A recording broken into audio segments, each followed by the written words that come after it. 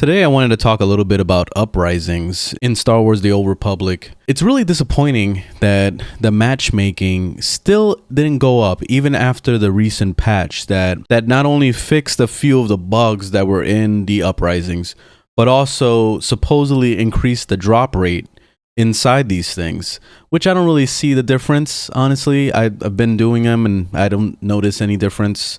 And maybe this is the reason why a lot of people aren't doing them.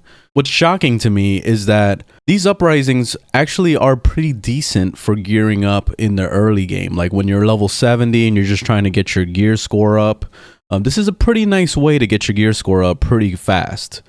The only problem, and this is probably the main problem with the Uprisings, is that it's only limited to endgame. So you have to be minimum level 70 to even get into an Uprising, which doesn't make a whole lot of sense, honestly. What they should have done was made it so that Uprisings were able to be done as soon as, what, level 10 or whatever.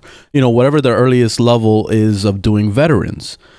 I feel like that would fix the matchmaking, because right now there's not a lot of people queuing for it. So it's really hard to get into one.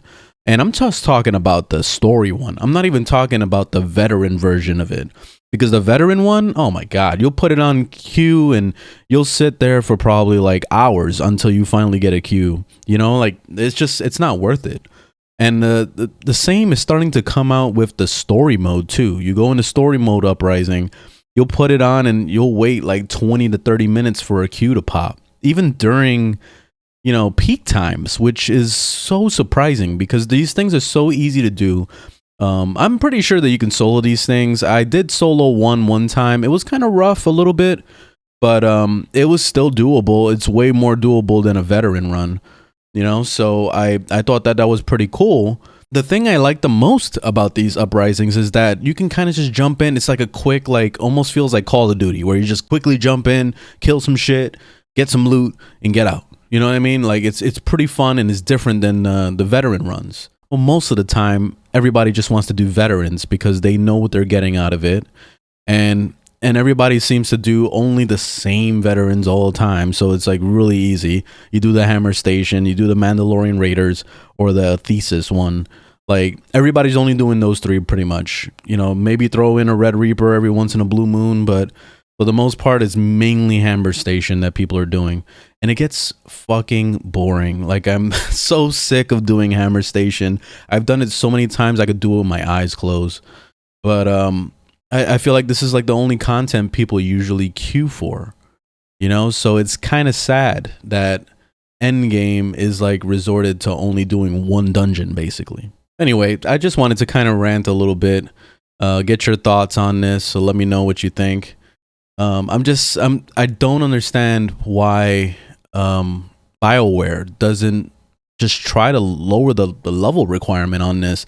It seems like BioWare kind of just like stopped really caring about this game. They probably got like a very small amount of people working on patch fixes and things like that.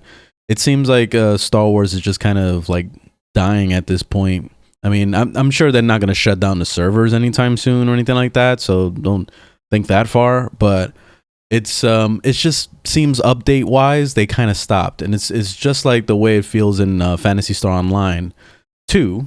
It's the same way, where they just kind of stopped and they're just waiting for the new Genesis update that's going to be coming. So yeah, it's really disappointing that there's really not a whole lot of MMO-ness going on right now, like unless you go back and you play World of Warcraft, which I'm really not interested in going back to that combat system. It's already hard enough for me to get used to, you know, the old Republic's combat system.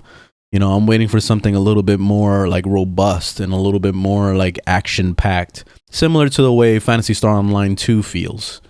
You know, like where dodging and blocking and all these things actually factor into your skill level, you know?